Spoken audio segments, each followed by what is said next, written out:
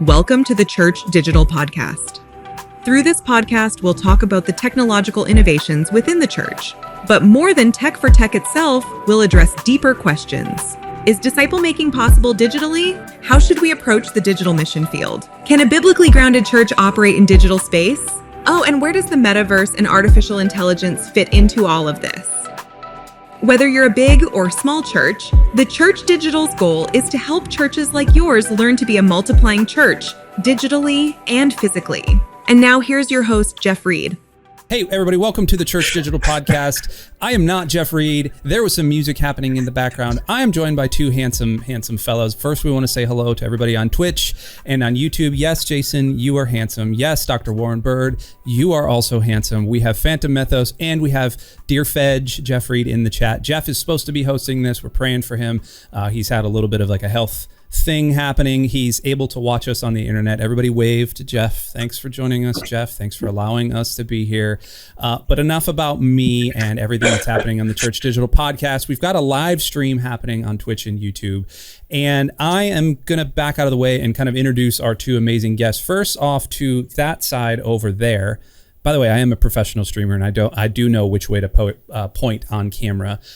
To my right on the screen over there is Mr. Captain Jason Morris over there of Church Digital fame, of Westside, of everything, of Resi fame. I feel like you are the man that kind of needs no introduction on the internet. Do you want to give us like a list of your plaudits, or do you want me to just keep going to Warren? Which is going to make you feel more No, it's not worth it. I just feel like one of the things I do say though is I feel like Warren has kind of figured out, he'll be able to introduce himself. Warren has kind of figured out his life purpose and what he brings to the table for the kingdom.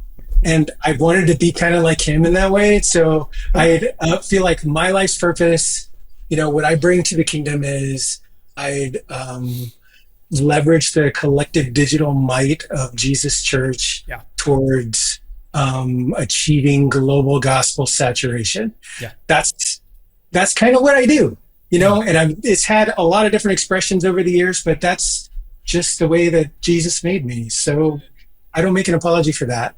But I want to hear from Warren. Yeah, so the guy who is kind of below us needs no introduction, but if we do need an introduction, Dr. Warren Bird, you are also of like a million different things. The VP of Research over at ECFA. My goodness, I feel I met Warren actually, I experienced, let's put it that way. I experienced Warren at Exponential 2024, and it was in a tent. I don't know if you remember this, Warren. It was in a tent. It was about 1,000 degrees outside.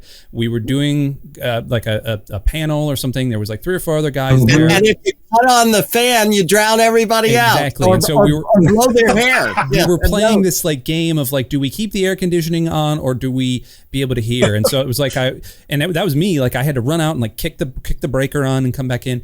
Warren, he was wearing, I think, the same sweater vest that he's wearing now, or at least a version of that. He was wearing pants, like khaki pants. And he had more energy than anybody in that tent, was immune to the heat. He must have been a missionary in sub-Saharan Africa somewhere because he was used to it. Dr. Warren Bird, thank you so much for joining us on the Church Digital podcast today. How has life been for you so far? Andy, I've never had an introduction like that, and I will long remember that. And Jason, I love your mission statement. This is like global impact for the gospel. And here's my run in it. And that's very exciting.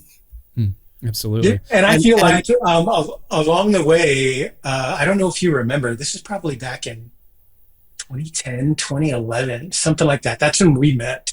It was at a LeadNet gathering or something like that.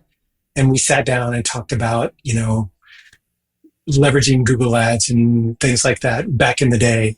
And what I loved about the day when that was a new topic, that was a breakthrough idea. Yeah, exactly. And so, what I love as I've been following you is the way in which you are contributing with data, for the kingdom and your mind for that sort of thing. And what have you written or co-written 30 books or something? Whoa. I don't know. 35, but who's counting? Okay. Right. Exactly. Right. And you've got, what I've heard is you've got a new book that I didn't know about that's coming out that you said is just came out or is coming out or something like that, that has some digital components to it. Becoming a Future Ready Church with Ooh. 3 authors, Daniel Yang, Gen Xer, Adele Banks, a Gen Wire or millennial, and myself, a boomer, talking about 8 forks in the road that every church has got to deal with.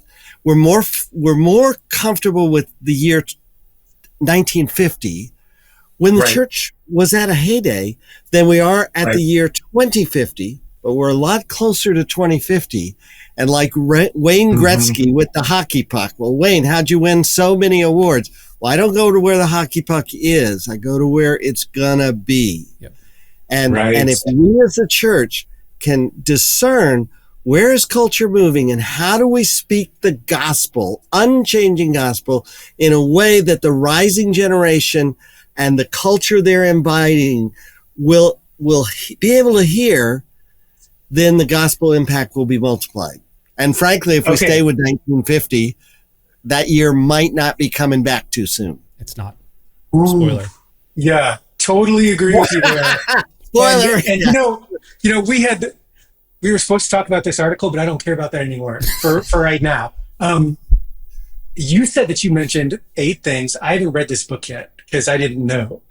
I was waiting for it to come out, but I did hear the talk that you gave with Daniel on one of the sessions that in my mind was just spot on. And so I want to hear what insights you have on those 8 things. Before we even get to the article and all these other things that I had planned, I want to hear about this.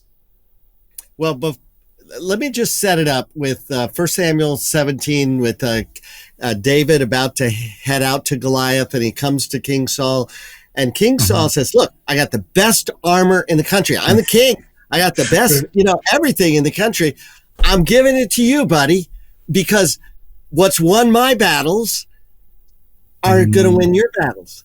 And David says, these aren't tested by me. I don't know these. I'm not comfortable in them. I'm really comfortable with a whole different methodology.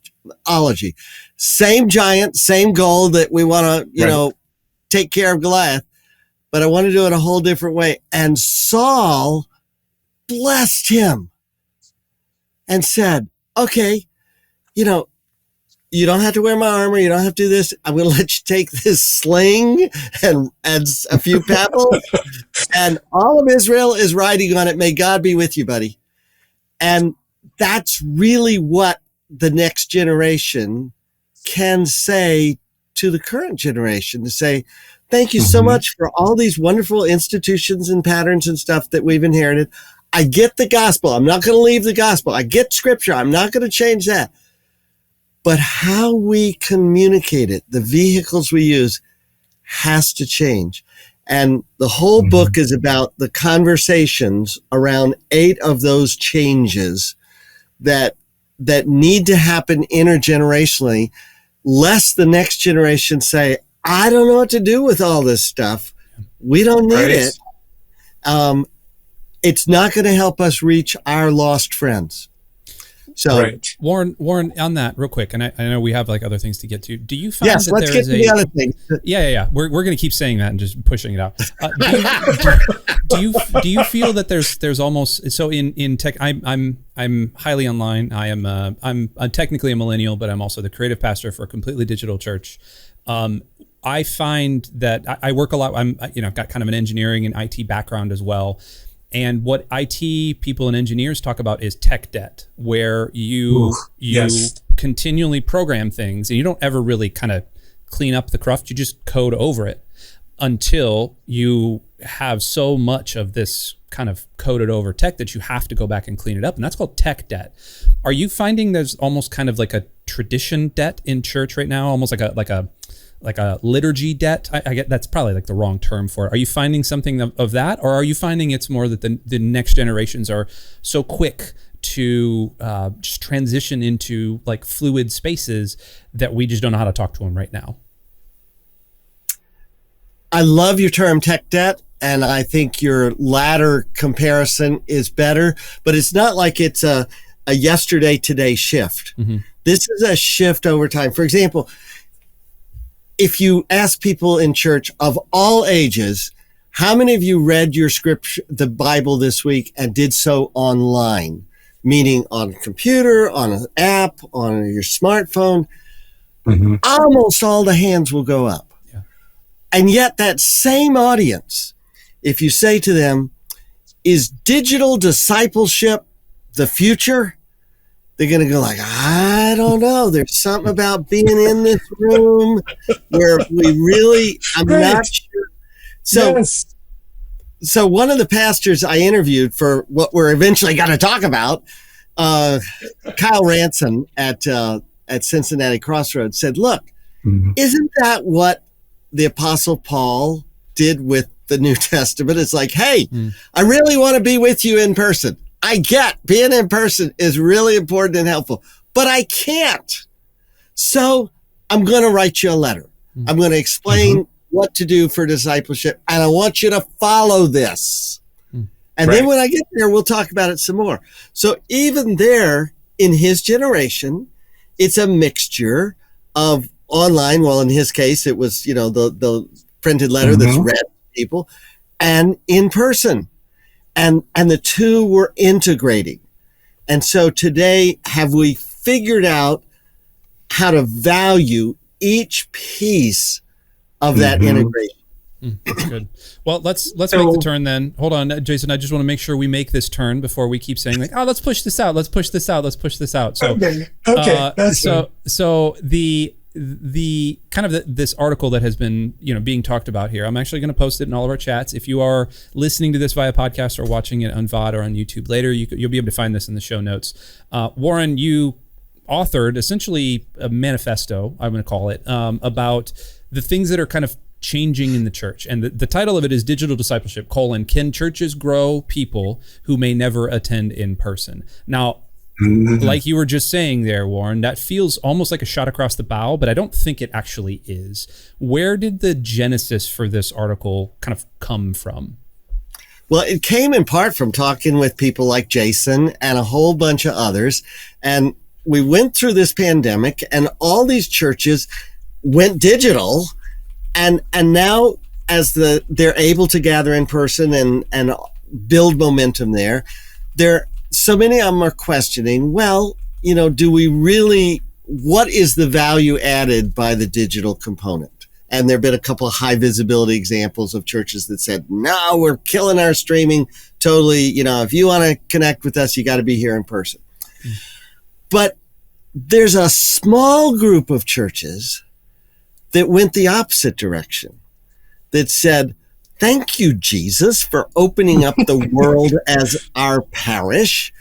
And how can we disciple anyone, anywhere? So, in fact, that's to come back to Crossroads. They called their online campus Crossroads Anywhere. And actually in-house, they call it Crossroads in Your Underwear, because, you don't necessarily need to be dressed. Well, Jason, you're standing up where we could see you, but the rest of us, we could be in our pajama bottoms for all you know.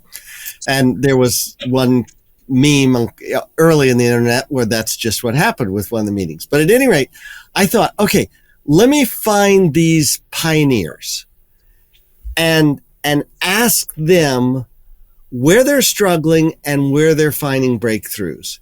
Because what so often happens, I know from kind of the innovation curve and all, that and this happens in all of life too, that you have people who try this and you try that and try that, and eventually somebody finds a path that works, and then a larger group starts saying, well, duh, of course, haven't we always done it that way? And no, we haven't.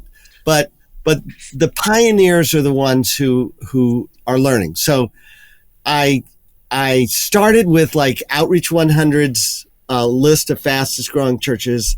I thought, well, if anyone has cracked the nut, and then I asked a lot of people, Andy, I asked you, I asked Mark Lutz, I asked Jason, who do you know that's making serious progress with digital discipleship.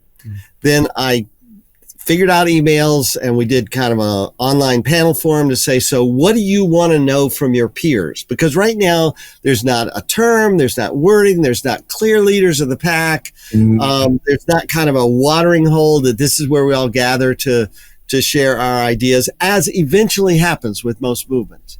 And I thought, okay, let me find who those people are and ask them what they want to know about each other. And then I built that into a survey. I sent the survey to them and a larger group, and 112 churches that, in my view, qualified gave their answer. And by qualified is they either had more people online than in person, or like Andy, for you, that's pretty easy because you have 0 in person.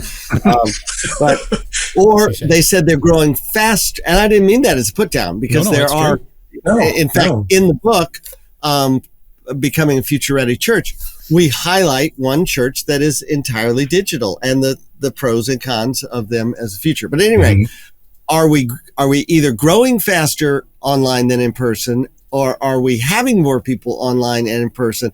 And are we seriously committed, as evidenced by a full-time staff member, if you're larger, or one of other evidences, to doing digital well? And of those, I ask them a whole bunch of questions. And that's where 3 reports came out, the first of which went into Outreach Magazine. The other 2 of which, if you'd like to download them, just go to ecfa.org/surveys, and they're right there at the top of the page. And it's ECFA, as in the Evangelical Council for Financial Accountability, who was the sponsor of this. And you say, well, why were they the sponsor of this? Well, it's because we're all about building trust so that the world can be evangelized. And in a certain way, and we'll get to this, people are giving money online who aren't coming in person. And, is this, if you will, a new fundraising, and I don't mean that in a cheap way, but a new way of fueling discipleship for funding the ministry. And we'll come back to that when we do eventually talk about this article. But anyway, the backdrop was just as fun as taking the findings, because I got to knock on a bunch of doors and find a bunch of trailblazers and pioneers. And that was a way long answer. I won't do long answers like that for the rest of us. No, that's okay, Martin. That's why we had you on. What I find fascinating is your initial question that you had brought up, do you read the scriptures digitally? And the answer to that is yes. One could argue that is a big piece of digital discipleship. Another piece of digital discipleship, instead of digital fundraising, in my mind, that's a little different. To go back to your EFCA conversation, or ECFA conversation, if you look at online giving as a step of obedience, as a step of discipleship, then you can also say, well, you kind of are doing digital discipleship. You just don't know it yet. Yes. You're reading the Bible digitally. You're giving digitally. There's a few things left that you could probably do digitally for digital discipleship, but I don't know of any church that is so rabid about their physical gathering and the physical expression of church that they would be willing to be intellectually consistent and cut off their digital giving for that philosophical difference. I don't know of many. And because of that, in my mind, that proves all the more that digital discipleship, at least in some forms, is not only valid, but it's already happening. Yeah. And if the market if the market is already wanting this to happen and we're resisting it, what could it do if we went with what the Spirit is already doing? Yes. And if that's where people live their lives, I mean, this is what Second Life and all this online stuff did. I've never done a podcast. This is my first one on this Twitch forum. And when I mentioned Twitch as an illustration to someone and said, well, do you know how many millions of people use Twitch? Like, whoa, this is like a whole different world of people who connect to them. And that's the point. Yep. So Jesus said, I got other cities to go to, take the gospel there. And he ended up saying, take it to the ends of the earth. Well, why wouldn't that include going to gamers on Twitch? If that's where they hang out just as much as hanging out at the bar. Like my wife and I are discipling, we do apprentice couples for like Bible study groups we lead. And, our next meeting with our apprentice couple is going to be online because they're going to put their kids in bed. They don't have to get a babysitter and all. They plop down on the sofa together and and my wife and I can talk. Well, that's going to be no less a discipleship than had they gotten a sitter and we met, at a restaurant or the church or anything, because that hybrid world of back and forth is now so seamless. This is how people live their lives. So why can't we figure out how we do church and outreach as well? I'm totally with you. And to go back to your other point on, I think it's 2 John 12, if I'm not mistaken, where John's like, I'm writing you with pen and ink. I long to be with you face to face so that our joy can be full. He's mentioning in the first century that same tension that everyone feels in the hybrid environment, where you have this ministry that you're doing remotely. And at the same time, you want to be together, but you can't. And so what do? You do both. That's what you do.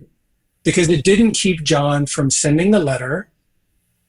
And John had no idea of the reach and longevity of what he was writing that we can benefit from today, because he was thinking in his mind, oh, I want to be with you face to face so that our joy can be full. Well, full for who?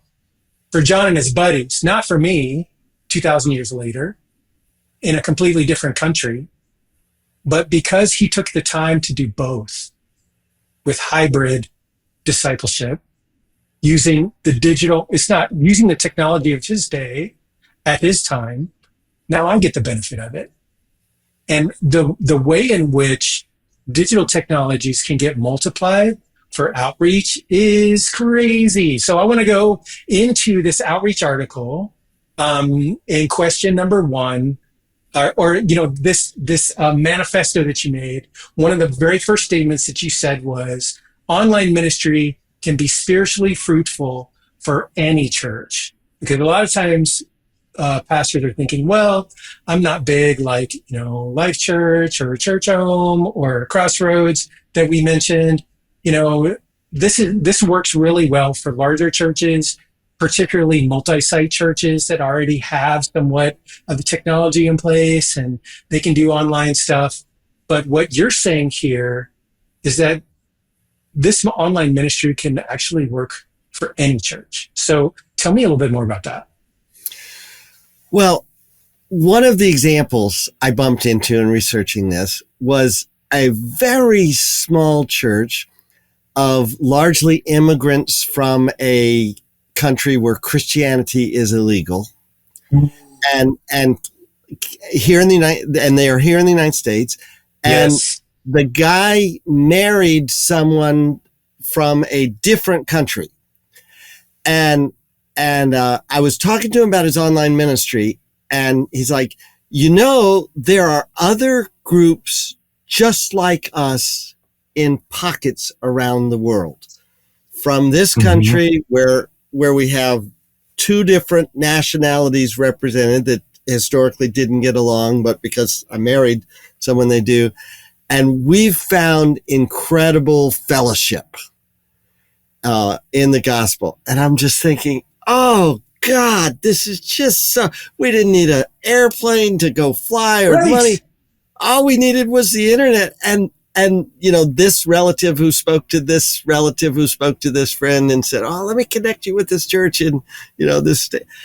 And to think, man, is that possible? I first got that idea on Easter 2020 when we were all shut down. And I thought, more people are going to hear the gospel this month than at any time in human history, because this small Cambodian church in New York City is broadcasting their service, and everybody's doing it in their language and culture. And it's out there now, and how exciting that the gospel can be spread. So that's the experiential answer that a church of any size. The survey actually asked that question and said, do you believe that you have to have an app in order to have effective online discipleship, that you have to have a certain size or staff commitment to do so? And the answer is no. And the one thing I always encourage churches when I see, like, I was part of a church plant years ago, and we had what we called an overflow room, not a good term.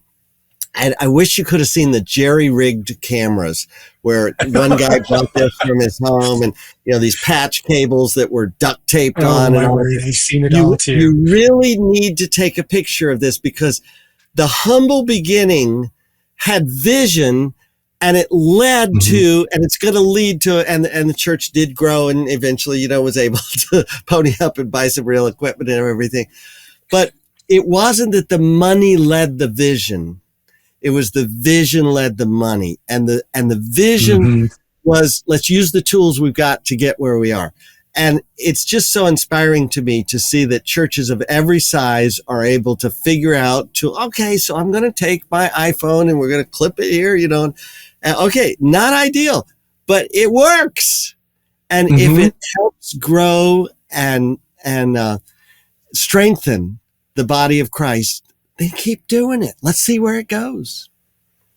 Yeah, I just came back from Korea, being at Lausanne, the Congress there. And what fascinated me was, with all of the research that they were showing on global shifts between now and 2050, very similar to what you're describing, what really stood out to me was the parts of the world that are now being connected to the internet with smartphones and that higher level of connectivity happens to be the same parts of the world where there is so much persecution against the church, which happens to be the same groups of people that are migrating as refugees all around the world. I don't think that those things converging are by accident. To your point with your story right there, I believe that Jesus is setting us up for global world evangelism in ways that have never been able in human history like they are right now. Not to mention that, because you can minister to persecuted places at so much lower risk and cost to both the missionary as well as the person who's exploring matters of faith like never before. Not to mention the fact, and here's something to think about too, because I'm a former missionary, right? My heart beats for a certain part of the world, and I can still be a missionary right where I am right now, just north of Austin, Texas, without changing anything. Isn't that awesome? It is. Not to mention the latent probably across the street from you. Exactly.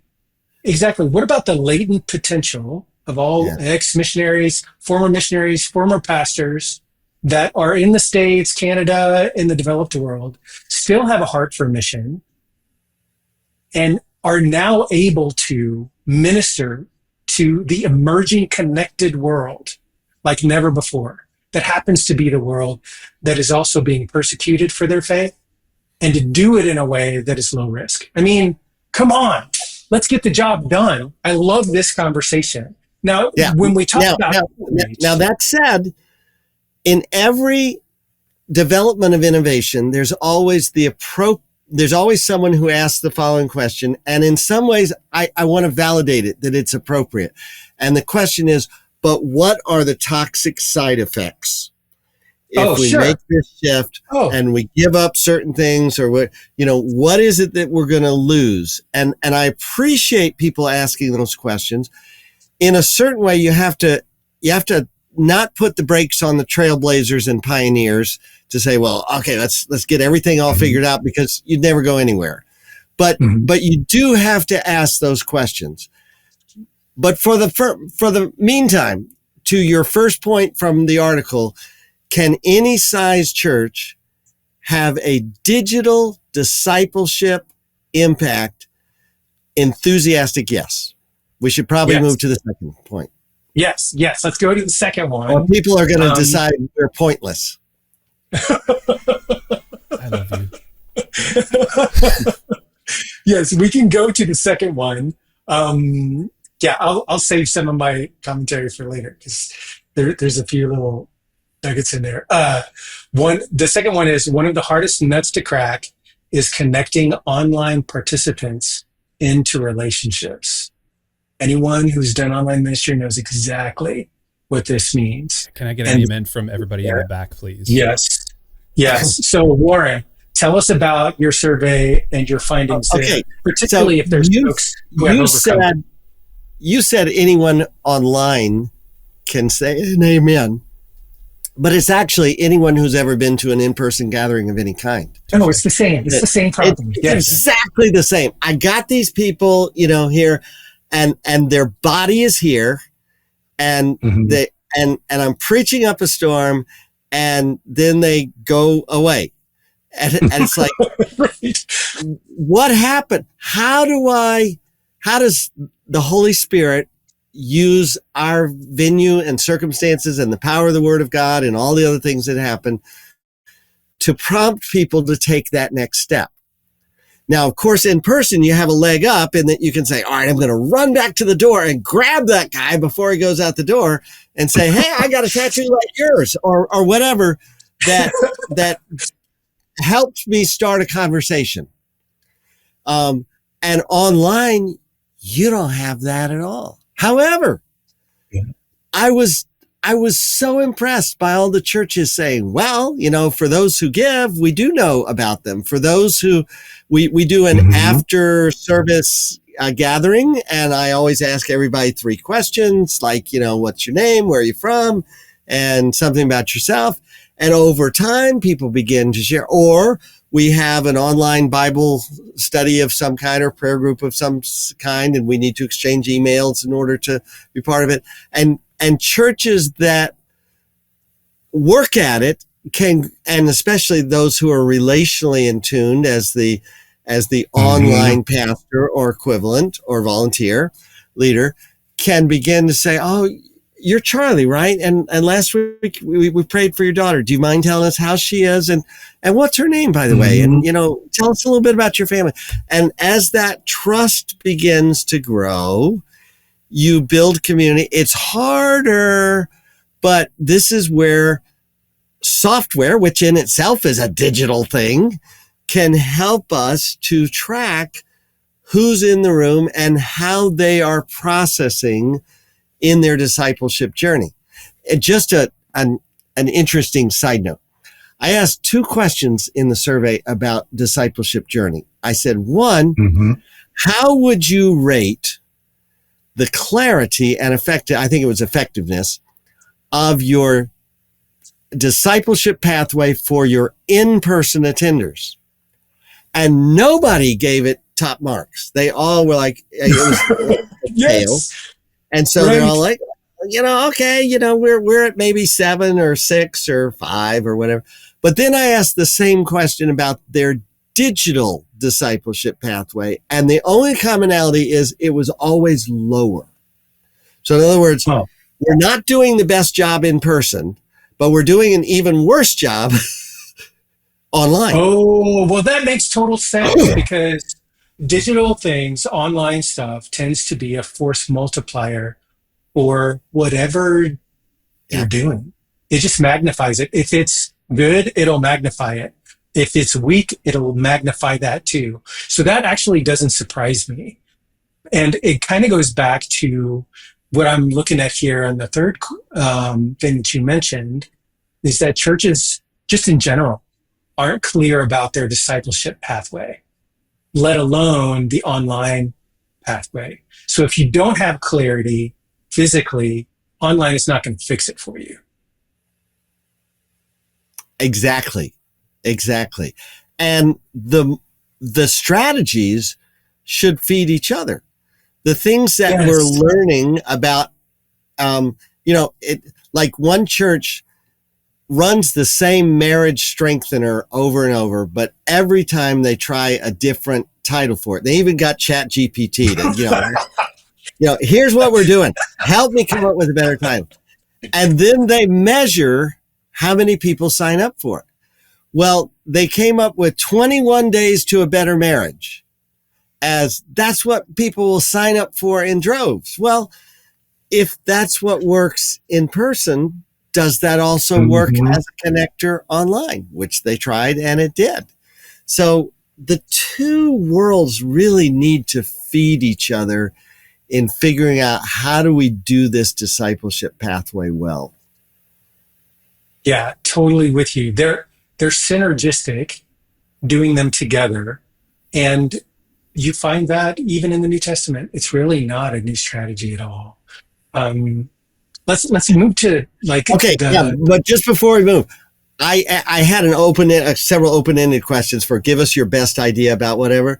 Oh yeah, what were those? The good news is none of them were rocket science. None of them were like, oh, nobody has ever thought of that idea. No wonder.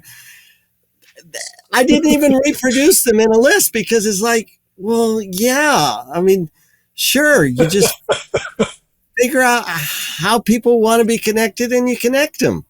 And you exactly.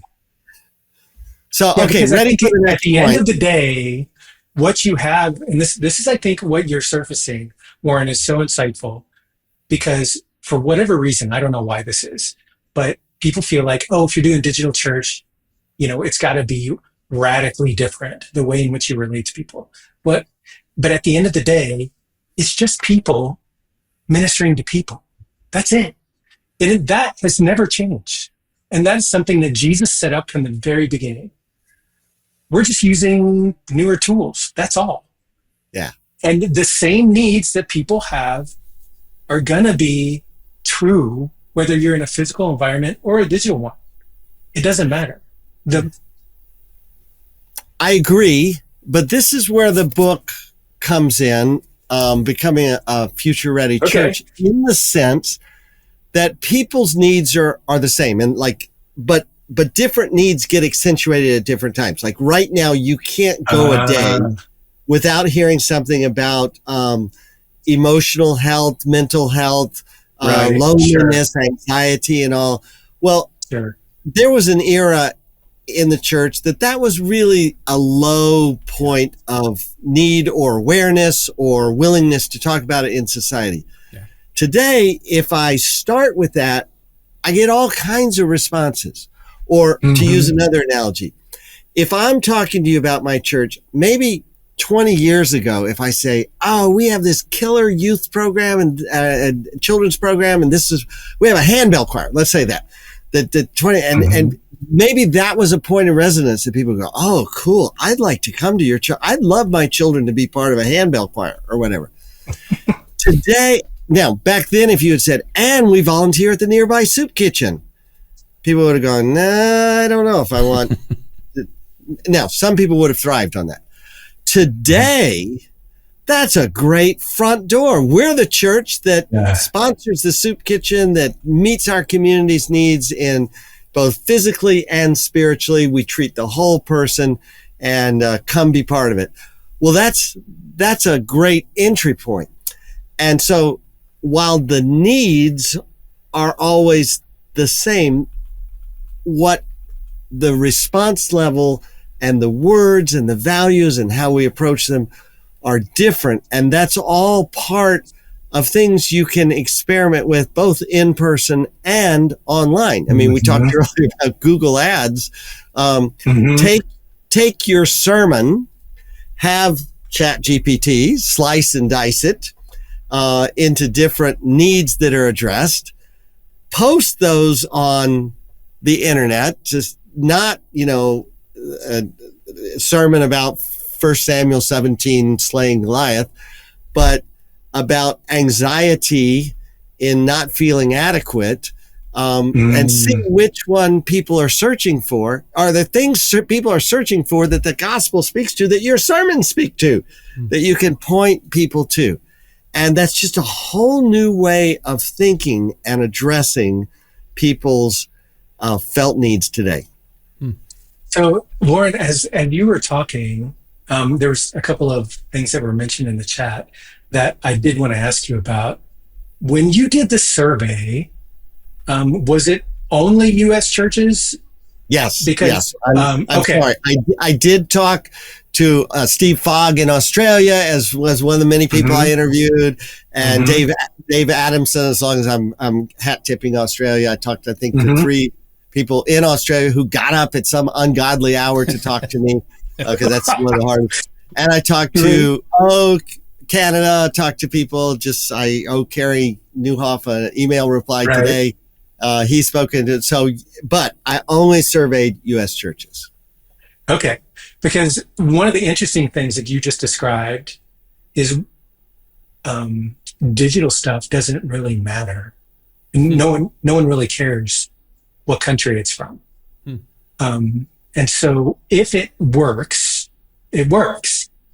And what I love about your approach is a little bit more casting a wide net of different ways in which you can package the content that meets a felt need, wherever that might be. I know that in some cases, we've done things like that, and it springs up in the most random places. Like the way that things are crafted really resonate well for folks in Germany, but not so much in the United States. And it's fascinating to see how sometimes the content in which we're already creating can resonate in different parts of the world in a global sense, even though we don't have data for that necessarily. I have anecdotally found that to be true.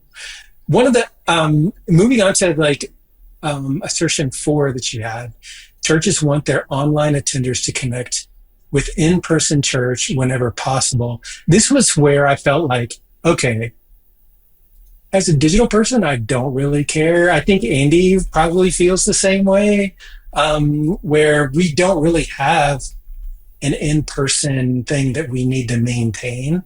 It's something that the in-person church is the nice to have. It's the add-on. It's the cherry on top, not the main course of what we do.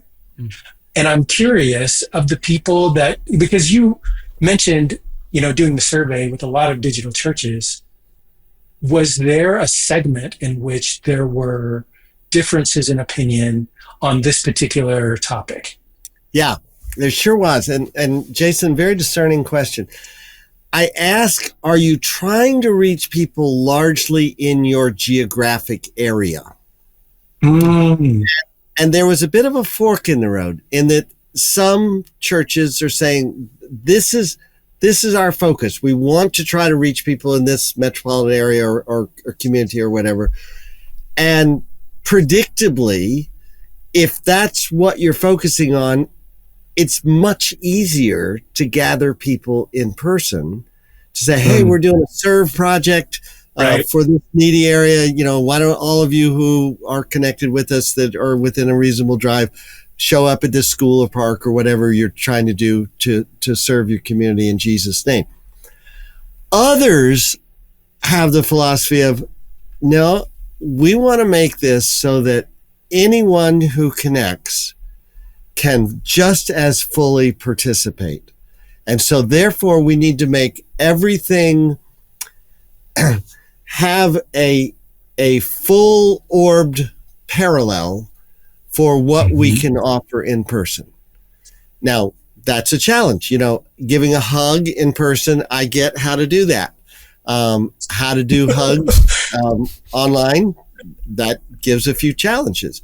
But sharing coffee online, I may not be able to stand up at the same coffee urn, but we can all hold up our coffee cups and figuratively clank and everything else online. So what can you do online that replaces or that substitutes for things that are readily done in person? And what can digital do best or even better than in person? Mm-hmm. What can in person do better? And can we just agree that it's never going to be fully parallel? And I think the jury is out on all this. And I don't want to tell anyone, Mr. or Mrs. Edison, you cannot invent that light bulb.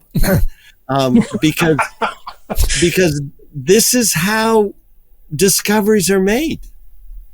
Exactly.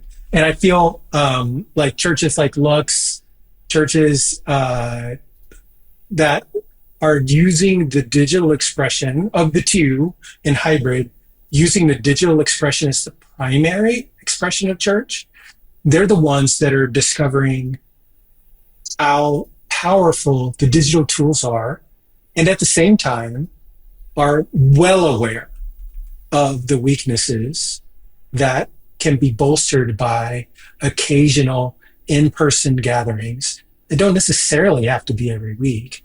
They could be, here's the interesting thing. You have in the Old Testament a very similar pattern where you had the children of Israel that had a identity around following God, but they didn't get together every week.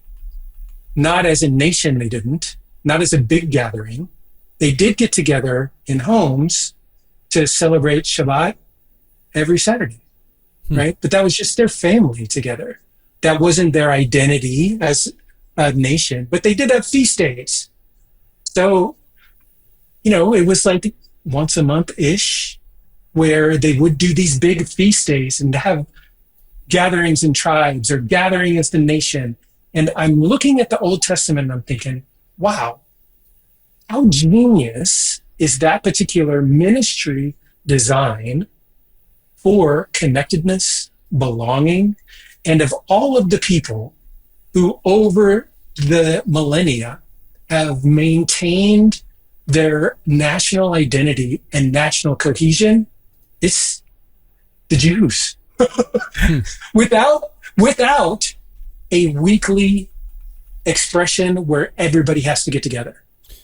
And I know we need to land the plane. We're in our final minutes, but my community has become predominantly Hasidic Jewish. The hat, the curls. Oh, cool. And, really? Yeah. And that's exactly what we marvel at. That they have the meetings in the small minyan of 10 men gathering, and then they have these incredible high energy gatherings, some for worship, some bar mitzvahs or other gatherings. Right. But that community is so tight. It's amazing. Yeah. It really is. I feel like when you said that, I'm just like looking out my window and thinking, yep, that's the case here too. Okay, let's land the plane. Yes. We'll get to the last one. Churches project a big rise in online giving beyond those who attend in person. This is fascinating. This might be the gateway drug for online ministry, I think. Well, prior to the pandemic, I and others had done research that validated something that would not be a surprise to anyone, that the more involved you are in a church, the more you give. So if you're a greeter and you lead a small group and your kids are involved in the youth group and all that, your likelihood of giving is far higher than if I'm a fringe person who just occasionally attends on Sunday. Right. What about online? And from what we can tell, not just from our survey, did very little on it, but one called Epic, exploring the pandemic implications for churches, found the same thing, that the more involved online you are, the more online you give.